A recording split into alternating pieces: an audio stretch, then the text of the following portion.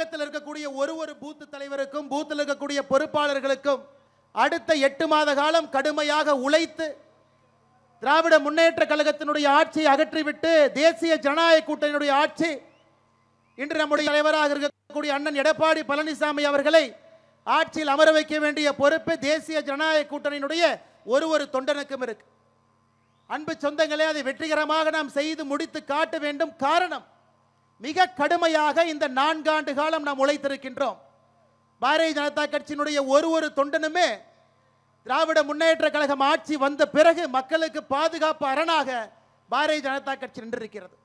முதலமைச்சர் ஐயா மு.க. ஸ்டாலின் அவருக்கு எதை பார்த்தாலும் பயம்.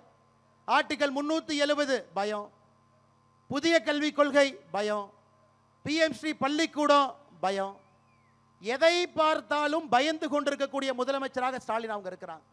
ஏன் நேற்று லோக்சபாவில் நம்முடைய உள்துறை அமைச்சர் அமித்ஷா அவர்கள் 130 சட்ட திருத்தம் 130வது சட்ட திருத்தத்தை கொண்டு வர்றாங்க. ஊழல் செய்திருக்கக்கூடிய அமைச்சர்கள் முதலமைச்சர்கள் சிறைக்கு செல்லும் பொழுது 31வது நாள் பதவி இருக்காது. அதற்கும் பயம். எதை பார்த்தும் பயந்து இருக்கக்கூடிய முதலமைச்சரை நிரந்தரமாக பயமில்லாம வீட்டுக்கு அனுப்ப வேண்டிய பொறுப்பும் நமக்கு இருக்கிறது.